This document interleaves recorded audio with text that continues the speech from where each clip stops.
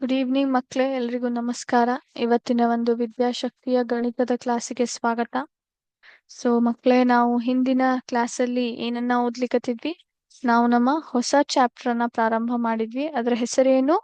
ಘಾತಾಂಕಗಳು ಮತ್ತು ಘಾತಗಳು.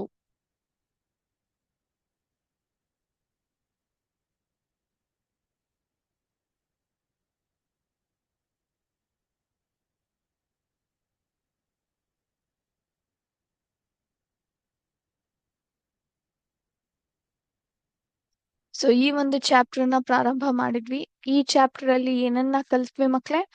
ಘಾತಾಂಕಗಳ ಮಹತ್ವ ಏನು, ನಮ್ಗೆ ಘಾತಾಂಕಗಳು ಯಾಕೆ ಬೇಕು ಅಂತ ನೋಡ್ಕೊಂಡ್ವಿ. ಅದರ ಜೊತೆಗೆ ಘಾತಾಂಕಗಳ ಅರ್ಥ ನೋಡ್ಕೊಂಡ್ವಿ. ಅದರಲ್ಲಿ ಇರುವಂತಹ ಒಂದು ಭಾಗಗಳು, ಆಧಾರ ಸಂಖ್ಯಾ, ಘಾತ, ಅದನ್ನ ನೋಡ್ಕೊಂಡ್ವಿ. ಹೌದಾ? ಅದಾದ್ಮೇಲೆ ಘಾತಾಂಕ ರೂಪ ಅಂತನೂ ನಾವು ತಿಳ್ಕೊಂಡ್ವಿ. ಹೌದಾ? ಅದಾದ್ಮೇಲೆ ಸಂಖ್ಯೆಗಳನ್ನ ಯಾವ ರೀತಿ ಘಾತಾಂಕ ರೂಪದಲ್ಲಿ ವ್ಯಕ್ತಪಡಿಸಬಹುದು ಅಂತ ನೋಡ್ಕೊಂಡ್ವಿ. ಅದರ ಜೊತೆಗೆ ವಿಭಾಜ್ಯ ಅಪವರ್ತನಗಳ ಘಾತಾಂಕಗಳ ಗುಣಲಬ್ಧವಾಗಿ ಯಾವ ರೀತಿ ಸಂಖ್ಯೆಗಳನ್ನ ವ್ಯಕ್ತಪಡಿಸಬಹುದು ಅಂತನೂ ತಿಳ್ಕೊಂಡ್ವಿ. ಹೌದಾ? ಇವೆಲ್ಲ ವಿಷಯಗಳನ್ನ ನಾವು ಹಿಂದಿನ ಕ್ಲಾಸ್ ಅಲ್ಲಿ ಡಿಸ್ಕಸ್ ಮಾಡಿದ್ವಿ. ಹೌದಾ? ಇದ್ರ ಮೇಲೆ ಮತ್ತೊಂದು ನಿಮಗೆ ಒಂದು ಪ್ರಶ್ನೆಯನ್ನ ಕೊಡ್ತೀನಂತೆ. ಅದು ಮುಗಿಸಿ ನಾವು ಮುಂದಿನ ಒಂದು ವಿಷಯಕ್ಕೆ ಹೋಗೋಣಂತೆ. ಆಯ್ತಾ? ಸೊ ಈಗ 512 ಕೊಟ್ಟಿರುವಂತಹ ಒಂದು ಸಂಖ್ಯೆಯನ್ನ ನಾವು ಏನ್ ಮಾಡ್ಬೇಕು? ಈಗ ಅವಿಭಾಜ್ಯ ಅಪವರ್ತನಗಳ ಘಾತಾಂಕಗಳ ಗುಣಲಬ್ಧವಾಗಿ ನಾವಿಲ್ಲಿ ವ್ಯಕ್ತಪಡಿಸ್ಬೇಕು. ಹೌದಾ? ಹಾಗಾಗಿ 512 ವ್ಯಕ್ತಪಡಿಸ್ಲಿಕ್ಕೆ ಪ್ರಯತ್ನ ಮಾಡ್ಬೇಕು ಎಲ್ರು. ಅದಾದ್ಮೇಲೆ ನಾನ್ ನಿಮ್ಗೆ ಮಾಡಿ ತೋರಿಸ್ತೀನಂತೆ ಮಕ್ಳೇ.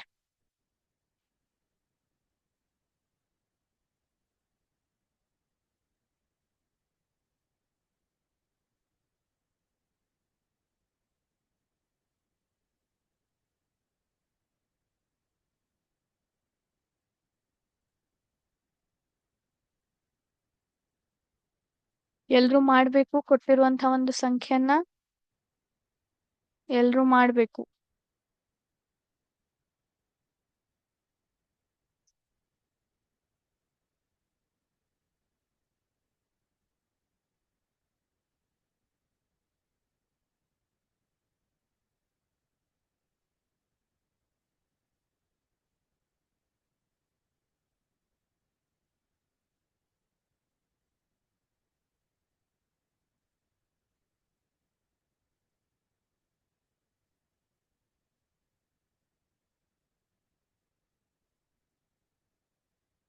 ಎಸ್.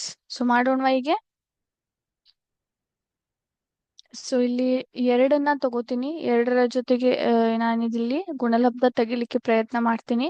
2 2 4, ಉಳಿತು 2 5 10, 2 6 12, 2 1 2, 2 2 4, 2 8 12, 2 6 12, 2 4 8, 2 3 6, 2 2 4, 2 16 32, 2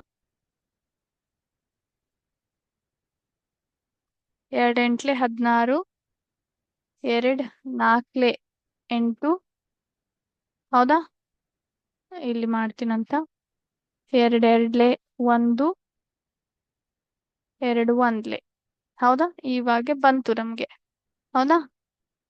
ಇಲ್ಲಿ 2 2 2 1. ಹೌದಾ? ಒಟ್ಟಾರೆ ಎಷ್ಟಾದವು ಮಕ್ಕಳೇ? ಎಷ್ಟು ಎರಡಾದವು ಇಲ್ಲಿ ಯಾರಾದ್ರೂ ಹೇಳ್ಬೋದಾ? ಕೌಂಟ್ ಮಾಡಿ ಹೇಳಿ ನೋಡೋಣ.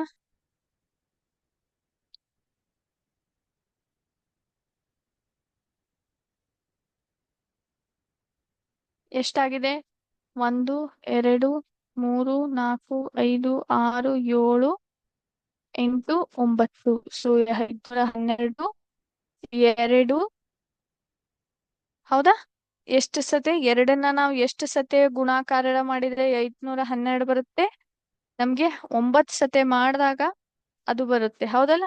2ರ ಘಾತ 9 ಅಂತ ಹೇಳ್ತೀವಿ ನಾವು. 2ರ ಘಾತ 9. ಎಲ್ರು ಮಾಡಿದೀರಾ ಅಂತ ಅನ್ಕೊಂಡಿದೀನಿ. ಹೌದಾ? ಎಸ್, ಇದನ್ನೀಗ ರಬ್ ಮಾಡ್ತೀನಿ. ಓಕೆ, ಒಂದ್ ನಿಮಿಷ.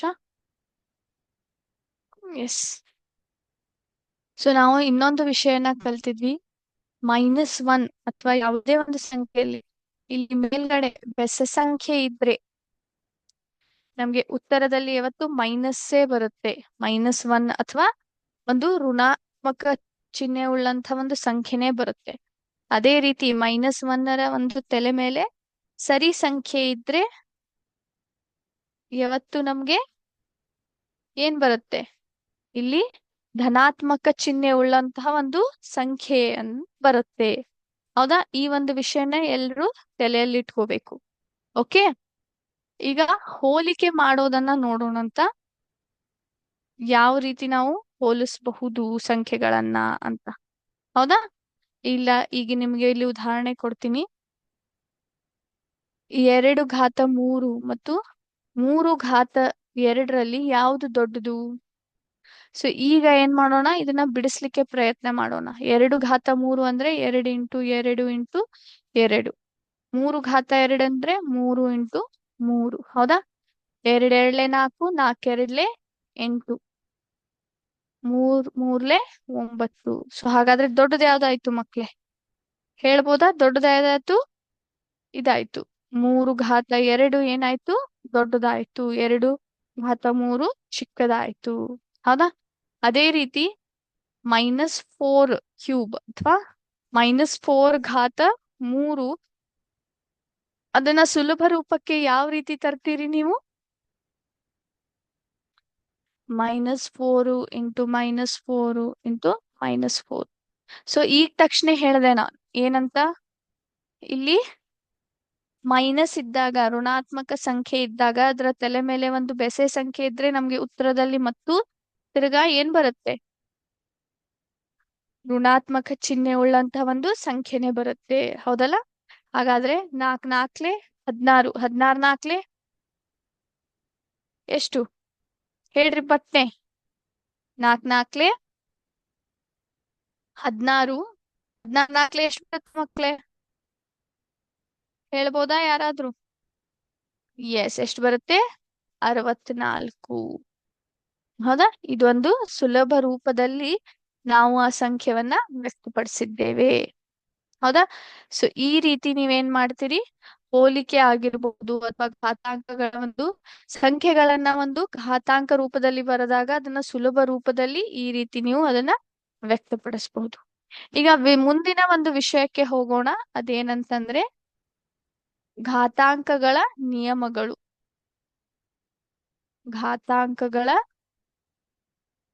ನಿಯಮಗಳು ಅಥವಾ ಲಾಸ್ ಆಫ್ ಎಕ್ಸ್ಪೋನೆಂಟ್ಸ್ ಅಂತ ಕರಿತೀವಿ ನಾವು ಇಂಗ್ಲಿಷ್ ನಲ್ಲಿ. ಹೌದಾ? ಈ ನಿಯಮಗಳು ನಮ್ಗೆ ಏಕೆ ಬೇಕು ಮಕ್ಕಳೇ? ಏಕಂದ್ರೆ ನಾವು ಗುಣಿಸ್ಲಿಕ್ಕೆ ಅಥವಾ ಅದನ್ನ ಭಾಗಾಕಾರ ಮಾಡ್ಲಿಕ್ಕೆ ಸಂಖ್ಯೆಗಳನ್ನ ಕೊಟ್ಟಿರ್ತಾರಲ್ಲ, ಅದನ್ನ ಲೆಕ್ಕ ಮಾಡ್ಲಿಕ್ಕೆ ನಮ್ಗೆ ಈ ನಿಯಮಗಳ ಒಂದು ಅವಶ್ಯಕತೆ ಬೀಳುತ್ತೆ. ಈ ನಿಯಮಗಳನ್ನ ಇರ್ಲಾರ್ದೆ ನಾವು ಘಾತಾಂಕಗಳನ್ನ ಲೆಕ್ಕ ಮಾಡ್ಲಿಕ್ಕೆ ಬರೋದಿಲ್ಲ. ಹಾಗಾಗಿ ಘಾತಾಂಕಗಳ ಒಂದು ನಿಯಮಗಳನ್ನ ಅರ್ಥ ಮಾಡ್ಕೊಳ್ಳೋದು ಅವಶ್ಯಕತೆ ಇಲ್ಲಿ ಬಹಳಿದೆ. ಸೊ ಮೊದ್ಲಿಗೆ ಏನ್ ನೋಡ್ತೀವಿ ಅಂತಂದ್ರೆ, ಒಂದೇ ಆಧಾರ ಸಂಖ್ಯೆ ಇದ್ದಾಗ, ಒಂದೇ ಆಧಾರ ಸಂಖ್ಯೆ ಇದ್ದಾಗ ಘಾತಾಂಕಗಳನ್ನು ಯಾವ ರೀತಿ ಗುಣಿಸೋದು? ಒಂದೇ ಆಧಾರ ಸಂಖ್ಯೆ ಇದ್ದಾಗ ಘಾತಾಂಕಗಳನ್ನ ಗುಣಿಸುವುದು ಹೇಗೆ?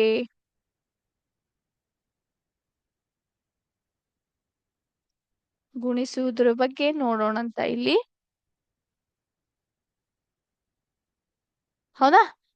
ಮೊದ್ಲಿಗೆ ಇಲ್ಲಿ ಏನ್ ಮಾಡ್ತೀನಿ, ಉದಾಹರಣೆಗೆ 2 ಘಾತ 2 ಇಂಟು 3 ಘಾತ 3, ಸಾರಿ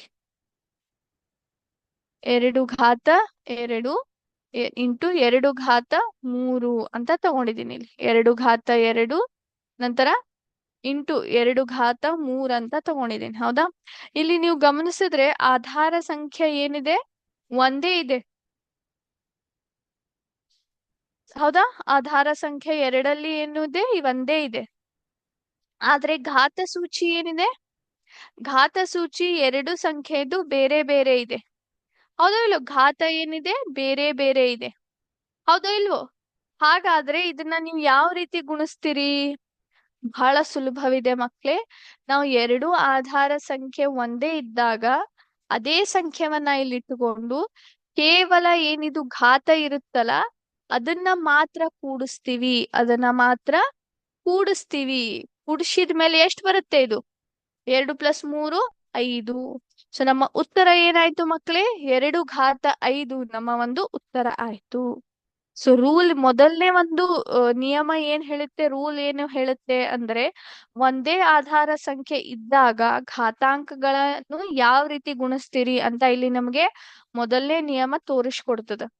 ಆಧಾರ ಸಂಖ್ಯೆ ಒಂದೇ ಇದ್ದಾಗ ನಂತರ ಘಾತ ಸೂಚಿ ಬೇರೆ ಬೇರೆ ಇದ್ರೆ ಅದೇ ಆಧಾರ ಸಂಖ್ಯೆಯನ್ನ ಇಟ್ಕೊಂಡು ಕೇವಲ ಘಾತಗಳನ್ನ ಕೂಡಿಸ್ಬೇಕು. ಕೂಡಿಸಿದ್ಮೇಲೆ ನಮ್ಗೆ ಏನ್ ಬರುತ್ತೆ? ನಮ್ಮ ಒಂದು ಇಲ್ಲಿ ಒಂದು ಗುಣಿಸುವಂತ ರೂಪದಲ್ಲಿ ನಮ್ಗೆ ಸಂಖ್ಯೆ ಇಲ್ಲಿ ಸಿಗ್ತದ. ಪುನಃ ನಾವು ಮುಂದ್ಗಡೆ ಏನ್ ಮಾಡ್ಬೋದು? ಅದನ್ನ ಗುಣಿಸಬಹುದು. ಹೌದಾ? ಎಸ್.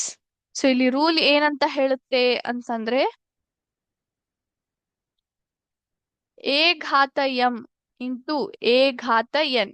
ಇಲ್ಲಿ ಎ ಅಂತಂದ್ರೆ ಯಾವುದೇ ಒಂದು ಪೂರ್ಣ ಸಂಖ್ಯೆ ಇರಬಹುದು. ಹೌದಾ? ಪೂರ್ಣ ಸಂಖ್ಯೆ ಇರಬಹುದು.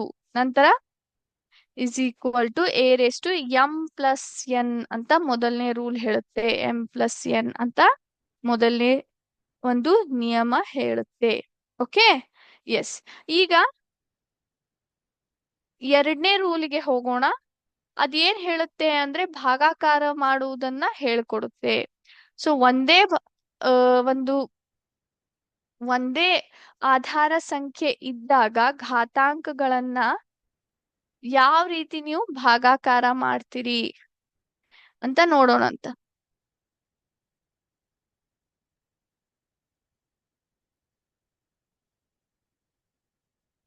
ಎಸ್, ಯಾವ ರೀತಿ ನೀವು ಭಾಗಾಕಾರ ಮಾಡ್ತೀರಿ ಅಂತ ಇಲ್ಲಿ ನೋಡುವಂತ ಒಂದು ಸಂದರ್ಭ. ಹೌದಾ? ಉದಾಹರಣೆಗೆ ಏನ್ ಮಾಡ್ತೀನಿ, 3 ಘಾತ 7 ಡಿವೈಡೆಡ್ ಬೈ 3 ಘಾತ 4 ಇಲ್ಲಿ ತಗೊಂಡಿದ್ದೀನಿ. ಹೌದಾ? 3 ಘಾತ 7 ಡಿವೈಡೆಡ್ ಬೈ 3 ಘಾತ 4 ನಾನಿಲ್ಲಿ ತಗೊಂಡಿದ್ದೀನಿ. ಹೌದಾ?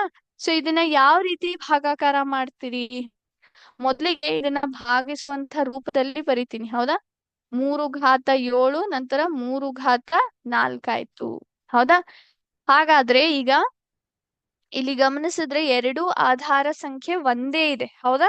ಕೇವಲ ಘಾತ ಸೂಚಿ ಏನಿದಾವೆ 7 ಮತ್ತು 4 ಇದ್ದಾವೆ. ಹೌದೋ ಇಲ್ಲೋ?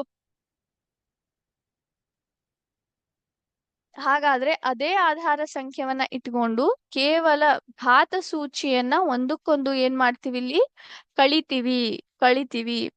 ಸೊ 7 - 4 ಆದ್ರೆ 3 ಘಾತ 3 ಬರುತ್ತೆ. ಸೊ ನಮ್ಮ ಉತ್ತರ ಏನಾಯ್ತು ಮಕ್ಳೇ? 3 ಘಾತ 3 ಆಯ್ತು. ಹೌದಾ? 3 ಘಾತ 3 ಆಯ್ತು. ಸೊ ಇಲ್ಲಿ ನಾವ್ ಏನನ್ನ ತಿಳ್ಕೋಬಹುದು ಅಂತಂದ್ರೆ ಭಾಗಾಕಾರ ಮಾಡೋ ಸಮಯದಲ್ಲಿ ಘಾತ ಸೂಚಿಗಳನ್ನ ಕಲಿತೀವಿ. ಅದೇ ಗುಣಾಕಾರ ಮಾಡೋ ಸಮಯದಲ್ಲಿ ಘಾತ ಸೂಚಿಗಳನ್ನ ಗುಣಿಸ್ತೀವಿ. ಯಾಕಂದ್ರೆ ಗುಣಾಕಾರ ಮಾಡಿದ್ರೆ ಅರ್ಥ ಏನು? ಅದರ ಒಂದು ಮೌಲ್ಯ ಹೆಚ್ಚಿಗಾಗುತ್ತೆ. ಅದೇ ಭಾಗಾಕಾರ ಮಾಡಿದ್ರೆ ನಾವ್ ಇಲ್ಲಿ ಏನ್ ಮಾಡ್ಲಿಕತ್ತೀವಿ? ಭಾಗವನ್ನ ಮಾಡ್ಲಿಕತ್ತೀವಿ. ಹೌದಾ? ಕಡಿಮೆ ಮಾಡ್ಲಿಕತ್ತೀವಿ. ಹಾಗಾಗಿ ಇಲ್ಲಿ ಕಳಿತೀವಿ, ಅಲ್ಲಿ ಗುಣಿಸುವ ಸಮಯದಲ್ಲಿ ಕೂಡಿಸ್ತೀವಿ. ಹೌದಾ? ಸೊ ಎರಡು ಆಧಾರ ಸಂಖ್ಯೆ ಒಂದೇ ಇದ್ದಾಗ ಅದೇ ಆಧಾರ ಸಂಖ್ಯೆವನ್ನ ಇಟ್ಟುಕೊಂಡು ಕೇವಲ ಘಾತಗಳನ್ನ ಒಂದಕ್ಕೊಂದು ನಾವು ಕಳಿತೀವಿ. ಓಕೆ, ಇದು ನಮ್ಮ ಒಂದು ಎರಡನೇ ನಿಯಮವಾಗಿದೆ. ಸೊ ಇಲ್ಲಿ ನಿಮಗ್ ತೋರಿಸ್ತೀನಿ ಮಕ್ಳೇ, ಒಂದ್ ನಿಮಿಷ. a⁻m divided by a⁻n is equal to ನಮ್ಗೆ ಏನ್ ಬರುತ್ತೆ? a⁻m−n ಅಂತ ಹೇಳ್ತೀವಿ. ಸೊ ಇಲ್ಲಿ ಏನೇ ಯಾವುದೇ ಒಂದು ಪೂರ್ಣ ಸಂಖ್ಯೆ ಆಗಿರಬಹುದು. ಹೌದಾ? ಎಸ್. ಸೊ ಎಲ್ರಿಗೂ ಎರಡೂ ನಿಯಮಗಳು ಅರ್ಥ ಆಗಿದೆ ಅಂತ ಅನ್ಕೊಂಡಿದೀನಿ. Okay, yes. ಒಂದ್ ನಿಮಿಷ ಮಕ್ಳೇ.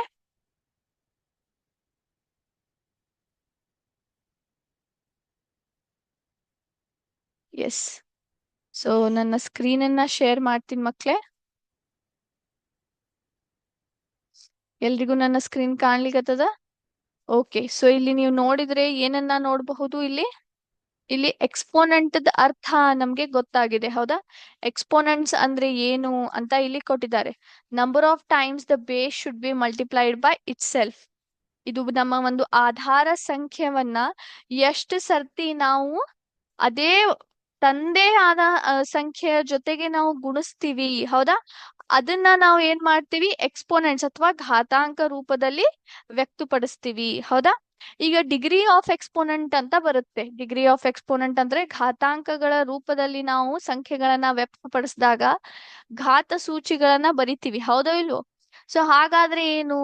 ಎಕ್ಸ್ ಮತ್ತೆ ಎಕ್ಸ್ ಘಾತ 1 ಅಂದ್ರೆ ಎರಡರದು ಒಂದೇ ಅರ್ಥ. ಒಂದೇ ಅರ್ಥ. ಇದಕ್ಕೆ ಮೊದಲನೇ ಡಿಗ್ರಿ ಅಂತ ಕರಿತೀವಿ ನಾವು. ನಂತರ ಎಕ್ಸ್ ಘಾತ 2 ಅಂತಂದ್ರೆ ಎರಡನೇ ಡಿಗ್ರಿ. ಇದಕ್ಕೆ ಎಕ್ಸ್ ಸ್ಕ್ವೇರ್ ಅಂತಾನೂ ಹೇಳ್ತಾರೆ. ನಂತರ ಎಕ್ಸ್ ಘಾತ 3 ಅಂತಂದ್ರೆ ಇದು ಮೂರನೇ ಡಿಗ್ರಿಯಲ್ಲಿದೆ. ಇದಕ್ಕೆ ಎಕ್ಸ್ ಕ್ಯೂಬ್ ಅಂತಾನೂ ಕರೀತಾರೆ. ನಂತರ ಎಕ್ಸ್ ಘಾತ 4 ಅಂತಂದ್ರೆ ಏನು? ಇದು 4ನೇ ಡಿಗ್ರಿಯಲ್ಲಿದೆ ಅಂತ ಅರ್ಥ, ಹೌದಾ? ಸೊ ಈಗ ನಾವು ಘಾತಾಂಕಗಳನ್ನ ಕೂಡಿಸುವಾಗ ಕಳಿಯಬೇಕಾದ್ರ ನಾವು ಇಲ್ಲಿ ಏನ್ ಮಾಡ್ತೀವಿ? ಕೆಲವೊಂದಿಷ್ಟು ವಿಷಯಗಳನ್ನ ನೋಡ್ತೀವಿ, ಹೌದಾ? ಸೊ ಇಲ್ಲಿ ನೋಡಿ, add or subtract like terms with the same base and exponent ಅಂತ ಕರಿತೀವಿ ನಾವು, ಹೌದಾ? ಒಂದೇ ಥರದ ಒಂದು ಏನಂತಾರೆ ನೀವು, ಇದು ನಾವ್ ಯೂಶುವಲಿ ಬೀಜೋಕ್ತಿಗಳಲ್ಲಿ ನೋಡಿದ್ವಿ, ಹೌದಾ? ಬೀಜೋಕ್ತಿಗಳು ನೋಡಿದ್ವಿ. ಇಲ್ಲಿ ಬೀಜ ಪದಗಳು ಒಂದೇ ಇದ್ದಾಗ ಮತ್ತು ಅದರ ಒಂದು ಏನಿದು ಬೇಸ್ ಮತ್ತೆ ಎಕ್ಸ್ಪೋನೆಂಟ್ ಆಧಾರ ಸಂಖ್ಯೆ ಮತ್ತು ಘಾತ ಸೂಚಿ ಇದ್ದಾಗ ಇಲ್ಲಿ ನಾವು ಅವನ್ನ ಏನಂತ ಕರಿತೀವಿ? ಲೈಕ್ ಟರ್ಮ್ಸ್ ಅಂತ ಕರಿತೀವಿ, ಹೌದಾ? ಅದನ್ನ ನಾವು ಕೂಡಿಸಬಹುದು, ಕಳಿಬಹುದು. ಎಸ್. ಈಗ ಝೀರೋ ಎಕ್ಸ್ಪೋನೆಂಟ್ಸ್ ಅಂತ ಬರ್ತಾವೆ. ಝೀರೋ ಎಕ್ಸ್ಪೋನೆಂಟ್ಸ್ ಅಂತಂದ್ರೆ 9 ಘಾತ 0. ಅದರ ಅರ್ಥ ಏನು? 1 ಅಂತ ಅರ್ಥ. ಕೆಳಗಡೆ ಆಧಾರ ಸಂಖ್ಯೆಯಲ್ಲಿ ಯಾವುದೇ ಒಂದು ಸಂಖ್ಯೆ ಇರ್ಲಿ ಮಕ್ಕಳೇ, ಆದ್ರೆ ಅದರ ಘಾತ ಸೂಚಿ 0 ಅಂತ ಕೊಟ್ಟಾಗ ಅದರ ಮೌಲ್ಯ ಯಾವತ್ತು ಒಂದೇ ಆಗಿರುತ್ತೆ. ಒಂದೇ ಆಗಿರುತ್ತೆ. ಇಲ್ಲಿ ನೋಡಿ, ಇಷ್ಟೆಲ್ಲ ಕೊಟ್ಟಿದ್ದಾರೆ ಒಳಗಡೆ, ಆದ್ರೆ ಅದರ ಘಾತ ಸೂಚಿ 0 ಅಂತ ಕೊಟ್ಬಿಟ್ಟಿದ್ದಾರೆ. ಹಾಗಾಗಿ ಇದರ ಮೌಲ್ಯ ಪೂರ್ತಿನ ಏನಾಯ್ತು? ಒಂದೇ ಆಯ್ತು. ಅದೇ ಇಲ್ಲಿ ನೋಡಿ, 11r ಘಾತ 0 y ಘಾತ 3 ಟು ದ ಹೋಲ್ ಘಾತ 2 ಅಂತ ಕೊಟ್ಟಿದ್ದಾರೆ. 6 ಘಾತ 0 ಅಂತಂದ್ರೆ 1 ಅಂತ ಅರ್ಥ. ಸೊ 11 ಒಂದ್ಲೆ 11. ನಂತರ y cube to the square ಅಂತ ಇದೆ, ಹೌದಾ? ಈ ಒಂದು ವಿಷಯನ ನೆನ್ಪಿಟ್ಕೋಬೇಕು ನೀವು. ಆಧಾರ ಸಂಖ್ಯೆಯ ಒಂದು ಘಾತ ಸೂಚಿ 0 ಅಂತ ಕೊಟ್ಟಾಗ ಅದರ ಮೌಲ್ಯ ಯಾವತ್ತು ಒಂದೇ ಆಗಿರುತ್ತೆ ಅಂತ ಹೇಳ್ತೀವಿ ನಾವು, ಹೌದಾ? ನಂತರ ಇಲ್ಲಿ ನೆಗೆಟಿವ್ ಎಕ್ಸ್ಪೋನೆಂಟ್ಸ್ ಅಂತ ಬರುತ್ತೆ. ನೆಗೆಟಿವ್ ಎಕ್ಸ್ಪೋನೆಂಟ್ಸ್ ಅಂತ ಕರಿತೀವಿ ನಾವು. ಇದನ್ನ ನಂತರ ನೋಡೋಣಂತ. ನೆಗೆಟಿವ್ ಎಕ್ಸ್ಪೋನೆಂಟ್ಸ್ ನಾನು ನಿಮಗೆ ಮುಂದಿನ ಕ್ಲಾಸ್ ಅಲ್ಲಿ ಹೇಳ್ತೀನಿ. ಅದಕ್ಕಿಂತ ಮುಂಚೆ ಇವತ್ತಿನ ಒಂದು ನಾವು ಮೊದಲನೇ ನಿಯಮನ ಕಲ್ತ್ವಿ. ಅದೇನು? ಎರಡು ಆಧಾರ ಸಂಖ್ಯೆ ಒಂದೇ ಇದ್ದಾಗ ನಂತರ ನಾವು ಅವನ್ನ ಗುಣಿಸುತ್ತಿರುವಾಗ ನಾವೇನ್ ಮಾಡ್ತೀವಿ? ಅದೇ ಆಧಾರ ಸಂಖ್ಯೆಯನ್ನ ಇಟ್ಟುಕೊಂಡು ಕೇವಲ ಘಾತಗಳನ್ನ ಕೂಡಿಸ್ತೀವಿ ಅಂತ, ಹೌದಾ? ಇಲ್ಲಿ ನೋಡಿ, 3a ಘಾತ 3 7a ಘಾತ 2 ಅಂತ ಕೊಟ್ಟಿದ್ದಾರೆ, ಹೌದಾ ಇಲ್ವೋ? ಸೊ ಹಾಗಾಗಿ 3 ಇಂಟು 7 ಅಂತ ತಗೊಂಡು a ಘಾತ 3 a ಘಾತ 2 ಅಂತಿದೆ. ಸೊ ಇವೆರಡನ್ನು ಕೂಡಿಸ್ತೀವಿ ನಾವು, ಯಾಕಂದ್ರೆ ಎರಡರದ್ದು ಆಧಾರ ಸಂಖ್ಯೆ ಒಂದೇ ಇದೆ. ಸೊ 3 ಪ್ಲಸ್ 2 ಏನಾಯ್ತು? ಇಲ್ಲಿ 5. 3 7 21 a 5 ಅಂತ ಆಯ್ತು, ಹೌದಾ? ಹೌದಾ ಇಲ್ವೋ? ಸೊ ಇದು ಮೊದಲನೇ ನಿಯಮ. ಎರಡನೇ ನಿಯಮ ಇದಲ್ಲ. ಎಸ್, ಭಾಗಾಕಾರ ಮಾಡ್ಲಿಕ್ಕೆ ನಾವು ಬಳಸುತ್ತಿರುವಂತಹ ಒಂದು ಎರಡನೇ ನಿಯಮ. ಎರಡು ಒಂದು ಆಧಾರ ಸಂಖ್ಯೆ, ಒಂದ್ ನಿಮಿಷ, ಸಾರಿ. ಎಸ್, ಒಂದೇ ರೀತಿಯಲ್ಲಿ ಇದ್ದಾಗ ನಾವೇನ್ ಮಾಡ್ತೀವಿ? ಅವನ್ನ ಅದರ ಒಂದು ಘಾತಗಳನ್ನ ಕಳಿತೀವಿ ಅಂತ ನೋಡಿದ್ವಿ, ಹೌದಾ? ಎಸ್. ಈಗ ಮಕ್ಳೇ, ಎರಡು ನಿಯಮಗಳನ್ನ ಕಲ್ತಿದ್ದೀವಿ. ಇನ್ನೊಂದಿಷ್ಟು ನಿಯಮಗಳನ್ನ ಇದಾವೆ. ಅವನ್ನ ನಾವ್ ಏನ್ ಮಾಡೋಣ? ಮುಂದಿನ ಕ್ಲಾಸ್ ಅಲ್ಲಿ ಕಲಿಯೋಣ ಅಂತ.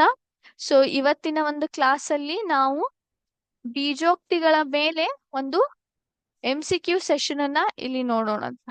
ಎಸ್, ಎಲ್ರಿಗೂ ನನ್ನ ಸ್ಕ್ರೀನ್ ಕಾಣ್ಲಿಕ್ಕತ್ತದ ಅಂತ ಅನ್ಕೋತೀನಿ. ಕಾಣತ್ತದ? ಓಕೆ. ಸೊ ಮೊದಲನೇ ಪ್ರಶ್ನೆ ಇಲ್ಲಿದೆ ನೋಡಿ ಮಕ್ಳೇ, x plus x is equal to dash ಅಂತ ಕೊಟ್ಟಿದ್ದಾರೆ. Option A x square, option B 2x, option C x, option D 0. X plus x ಅನ್ನ ನೀವು ಮಾಡಿದಾಗ ನಿಮ್ಗೆ ಉತ್ತರದಲ್ಲಿ ಏನ್ ಬರುತ್ತೆ? ಎಲ್ರು ಉತ್ತರನ ಬರಿಬೇಕು. ನಂತರ ಲಾಸ್ಟಿಗೆ ನಾನ್ ನಿಮ್ಗೆ ಆನ್ಸರ್ಸ್ ಅನ್ನ ಹೇಳ್ಕೊಂತ ಹೋಗ್ತೀನಿ. ಎಕ್ಸ್ ಪ್ಲಸ್ ಎಕ್ಸ್ ಮಾಡಿದಾಗ ಏನ್ ಬರುತ್ತೆ? ಉತ್ತರ ಬರದ್ರಾ? ಓಕೆ. ಎರಡನೇ ಪ್ರಶ್ನೆ, 5a minus 3a. 5a minus 3a. Option A 2a, option B 8a, option C A, option D 15a. 5a ಅಲ್ಲಿ 3a ಅನ್ನ ಕಳೆದಾಗ ಯಾವ ಉತ್ತರ ಬರುತ್ತೆ? ಎಸ್, ಬರದ್ರಾ ಎಲ್ರು? ಓಕೆ. ಮೂರನೇ ಪ್ರಶ್ನೆ, 3 into x plus 2. 3 into x plus 2. Correct options ಯಾವ ನೋಡ್ಕೊಳ್ಳಿ ಮಕ್ಳೇ. Option A 3x plus 2, option B x plus 6, option C 3x plus 6, option D 6x. 3 into x plus 2 ಮಾಡಿದಾಗ ಉತ್ತರ ಏನ್ ಬರುತ್ತೆ?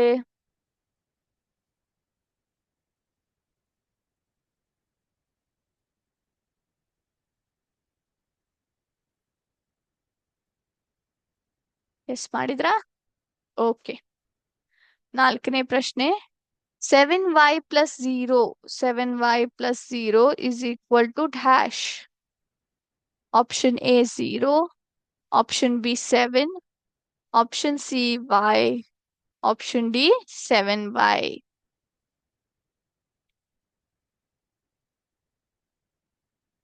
7y ಪ್ಲಸ್ 0 ಅನ್ನ ನೀವು ಕೂಡಿಸಿದಾಗ 0, 7, y, 7y. ಚಿತ್ರದಲ್ಲಿ ಏನ್ ಬರುತ್ತೆ? ಎಸ್ ಮಾಡಿದ್ರಾ? ಐದನೇ ಪ್ರಶ್ನೆ, ಒಂದು ಬಗೆಯ ಪದಗಳು ಅಥವಾ ಲೈಕ್ ಟರ್ಮ್ಸ್, ಇದರಲ್ಲಿ ಕೊಟ್ಟಿರುವಂತಹ ಒಂದು ಆಪ್ಷನ್ ಅಲ್ಲಿ ಲೈಕ್ ಟರ್ಮ್ಸ್ ಅಥವಾ ಬಗೆಯ ಪದಗಳು ಯಾವ್ಯಾವು? Option A 3x 5y, option B 2a 7a, option C x x square, option D 4m 4m. Option A 3x 5y, option B 2a ಮತ್ತು 7a, ಆಪ್ಷನ್ ಸಿ x ಮತ್ತು x square, option D 4m ಮತ್ತು 4n. ಈ ನಾಲ್ಕು ಆಪ್ಷನ್ಗಳಲ್ಲಿ ಯಾವ ಒಂದು option like terms ಅನ್ನ ಹೊಂದಿದೆ? Yes, ಬರದ್ರಾ ಮಕ್ಳೇ? ಓಕೆ. ಆರನೇ ಪ್ರಶ್ನೆ, 4y plus 3q minus p.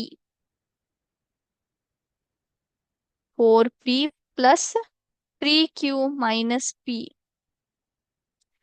ಇದನ್ನ ನೀವು ಸಾಲ್ವ್ ಮಾಡಿದಾಗ option A 7pq, option B 3p plus 3q, option C 4p plus 2q, option D p plus 3q.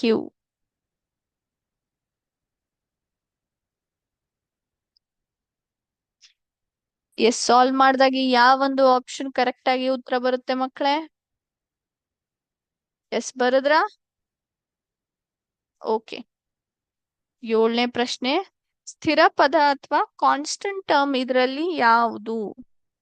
Option A 5x, option B x, option C y, sorry option C 7, option D y. 5x x 7y ಇದರಲ್ಲಿ ಸ್ಥಿರ ಪದ ಅಥವಾ ಒಂದು constant term ಬೀಜೋಕ್ತಿಯಲ್ಲಿ ಯಾವುದಿರುತ್ತೆ? S. ಎಂಟನೇ ಪ್ರಶ್ನೆ, 9m divided by 3. 9m ನ ನೀವು 3ರಿಂದ ಭಾಗಾಕಾರ ಮಾಡ್ತೀರಿ. ಆಪ್ಷನ್ ಎ ಉತ್ತರದಲ್ಲಿ 3m ಬರುತ್ತೆ, ಆಪ್ಷನ್ ಬಿ 6m ಬರುತ್ತೆ, ಆಪ್ಷನ್ ಸಿ 27m ಬರುತ್ತೆ, ಆಪ್ಷನ್ ಡಿ m ಬರುತ್ತೆ.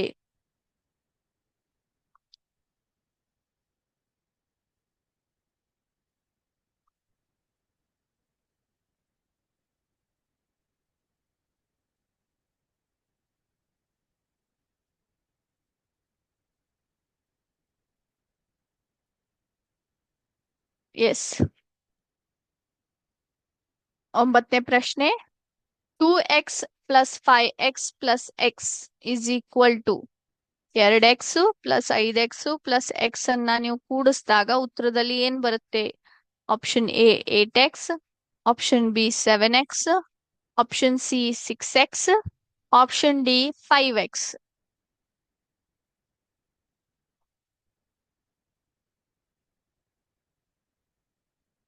ಎಸ್ ಮಾಡಿದ್ರ ಮಕ್ಳೇ? ಓಕೆ. ಕೊನೆಯದು 10ನೇ ಪ್ರಶ್ನೆ. 10a minus 4a plus 2a. 10a minus 4a plus 2a. Option A 6a, sorry, option A 8a, option B 6a, option C 10a, option D 4a.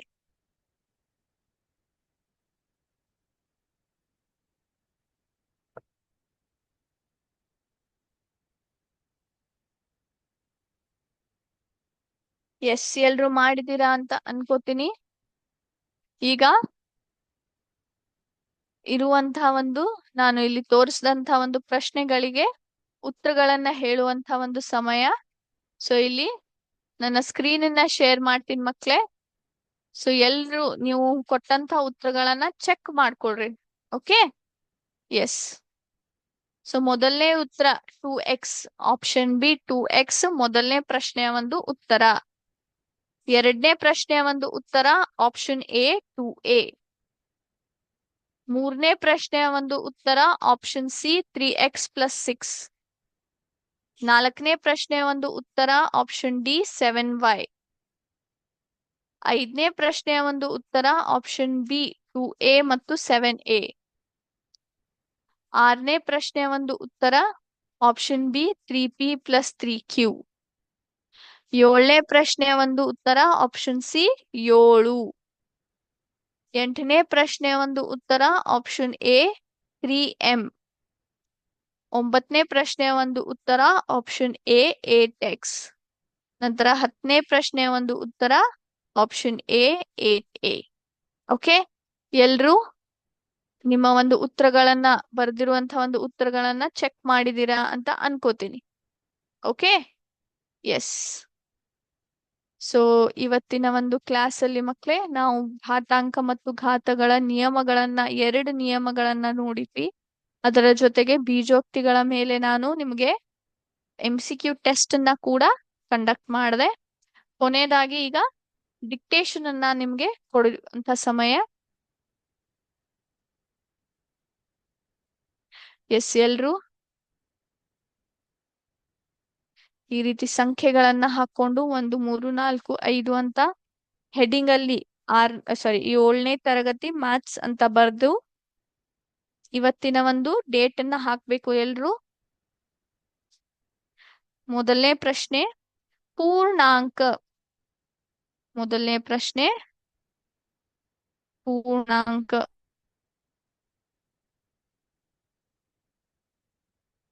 ಮೊದಲನೇ ಪ್ರಶ್ನೆ ಪೂರ್ಣಾಂಕ. S.